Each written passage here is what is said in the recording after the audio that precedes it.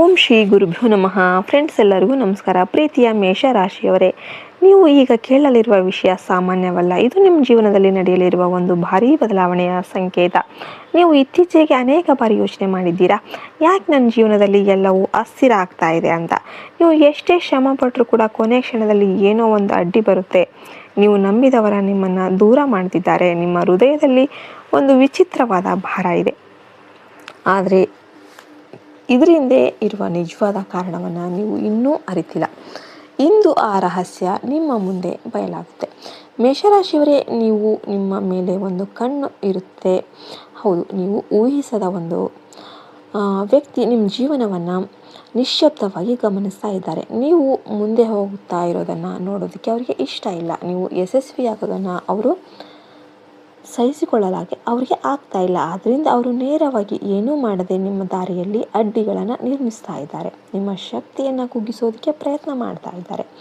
ನೀವು ಇತ್ತೀಚೆಗೆ ತುಂಬ ದಣಿದಂತೆ ಅನುಭವಿಸ್ತಾ ಇದ್ದೀರಾ.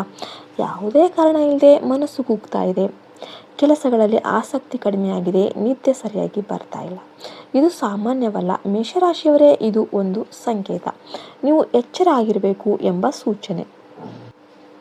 ಕೆಲವರು ನಿಮ್ಮ ಮುಂದೆ ಸ್ನೇಹಿತರಂತೆ ಕಾಣಬಹುದು, ಆದರೆ ಅವರ ಮನಸ್ಸಲ್ಲಿ ಬೇರೆ ಉದ್ದೇಶ ಇರುತ್ತೆ. ನೀವು ಇದನ್ನು ಈಗ ಅರಿಬೇಕು. ನೀವು ಯಾರನ್ನು ಅಂಧವಾಗಿ ನಂಬಬಾರ್ದು.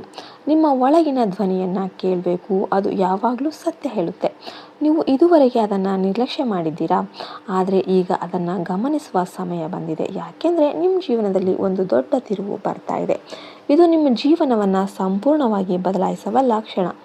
ನೀವು ಈಗ ತೆಗೆದುಕೊಳ್ಳುವ ನಿರ್ಧಾರಗಳು ನಿಮ್ಮ ಭವಿಷ್ಯವನ್ನು ನಿರ್ಧರಿಸಲಿವೆ. ಆದ್ದರಿಂದ ಜಾಗರೂಕರಾಗಿ ಇರಿರಿ. ಪ್ರತಿಯೊಂದು ಹೆಜ್ಜೆಯನ್ನು ಯೋಚಿಸಿ ಇಡಿ. ನೀವು ಭಯಪಡೋದಕ್ಕೆ ಹೋಗಬೇಡಿ. ಯಾಕೆಂದರೆ ದೇವರ ಕೃಪೆ ಈಗ ನಿಮ್ಮ ಮೇಲೆ ಬೀಳ್ತಾ ಇದೆ. ನೀವು ಇದುವರೆಗೆ ಅನುಭವಿಸಿದ ಎಲ್ಲ ಕಷ್ಟಗಳಿಗೆ ಈಗ ಅಂತ್ಯ ಬರಲಿದೆ. ನಿಮ್ಮ ಕಣ್ಣೀರಿನ ಪ್ರತಿಯೊಂದು ಹನಿಗೂ ಉತ್ತರ ಸಿಗಲಿದೆ. ನೀವು ಅನುಭವಿಸಿದ ನೋವು ವ್ಯರ್ಥ ಆಗೋದಿಲ್ಲ. ಅದು ನಿಮಗೆ ಬಲ ನೀಡಿದೆ. ಅದು ನಿಮ್ಮನ್ನು ಬದಲಿಸಿದೆ. ಈಗ ನೀವು ಹಿಂದಿನಂತಿಲ್ಲ. ನೀವು ಹೆಚ್ಚು ಬಲಿಷ್ಠರಾಗಿದ್ದೀರಿ. ನಿಮ್ಮೊಳಗಿನ ಶಕ್ತಿ ಈಗ ಜಾಗೃತ ಆಗ್ತಾ ಇದೆ. ನೀವು ನಿಮ್ಮನ್ನು ಕಡಿಮೆ ಅಂದಾಜು ಮಾಡಿದ್ದೀರಾ, ಆದರೆ ಈಗ ನೀವು ನಿಮ್ಮ ನಿಜವಾದ ಶಕ್ತಿಯನ್ನು ಅರಿಯಲಿದ್ದೀರಿ. ಮೇಷರಾಶಿಯವರೇ, ನಿಮ್ಮ ಜೀವನದಲ್ಲಿ ಒಂದು ದಿವ್ಯ ಶಕ್ತಿ ಪ್ರವೇಶ ಮಾಡ್ತಾ ಇದೆ. ಅದು ನಿಮ್ಮನ್ನು ಕಾಪಾಡ್ತಾ ಇದೆ. ಅದು ನಿಮ್ಮನ್ನು ಸರಿಯಾದ ದಾರಿಯಲ್ಲಿ ನಡೆಸ್ತಾ ಇದೆ. ನೀವು ಅದನ್ನು ನಂಬಬೇಕು. ನೀವು ನಿಮ್ಮ ಮೇಲೆ ನಂಬಿಕೆ ಇಡಬೇಕು. ನೀವು ಮಾಡಬಲ್ಲಿರಿ. ನೀವು ಯೋಚಿಸೋದಕ್ಕಿಂತ ಹೆಚ್ಚು ಶಕ್ತಿಶಾಲಿ. ನಿಮ್ಮ ಜೀವನದಲ್ಲಿ ಹೊಸ ಅವಕಾಶಗಳು ಬರುತ್ತೆ. ನೀವು ಅವುಗಳನ್ನು ಗುರುತಿಸಬೇಕು. ನೀವು ಅವುಗಳನ್ನು ಬಳಸಿಕೊಳ್ಳಬೇಕು. ನೀವು ಹಳೆಯ ನೋವನ್ನು ಬಿಡಬೇಕು. ಹಳೆಯ ಜನರನ್ನು ಮರಿಬೇಕು. ನಿಮ್ಮನ್ನು ಕೆಳಕ್ಕೆ ಎಳೆಯುವವರಿಂದ ದೂರ ಇರಬೇಕು. ನೀವು ನಿಮ್ಮ ದಾರಿಯಲ್ಲಿ ಮುಂದೆ ಸಾಗಬೇಕು. ನೀವು ನಿಲ್ಲೋದಕ್ಕೆ ಹೋಗಬಾರ್ದು. ಯಾಕೆಂದರೆ ಇದು ನಿಮ್ಮ ಸಮಯ, ನಿಮ್ಮ ವಿಜಯದ ಸಮಯ. ನೀವು ಇದನ್ನು ಕಳೆದುಕೊಳ್ಳೋದಕ್ಕೆ ಹೋಗಬಾರ್ದು. ನಿಮ್ಮ ಜೀವನದಲ್ಲಿ ಆಗಲಿರುವ ಬದಲಾವಣೆ ನಿಮಗೆ ಆಶ್ಚರ್ಯವನ್ನು ತರಬಹುದು. ನೀವು ಇದನ್ನು ಕನಸಿನಲ್ಲಿ ಕೂಡ ಯೋಚನೆ ಮಾಡಿರಲಿಲ್ಲ, ಆದರೆ ಅದು ನಿಜವಾಗಲಿದೆ. ನೀವು ಕಳೆದುಕೊಂಡದ್ದು ಮರಳಿ ಬರುತ್ತೆ. ನೀವು ಕಳೆದುಕೊಂಡ ನಂಬಿಕೆ, ಸಂತೋಷ, ಶಾಂತಿ ಎಲ್ಲವೂ ಮತ್ತೆ ನಿಮ್ಮ ಜೀವನದಲ್ಲಿ ಪ್ರವೇಶ ಮಾಡುತ್ತೆ.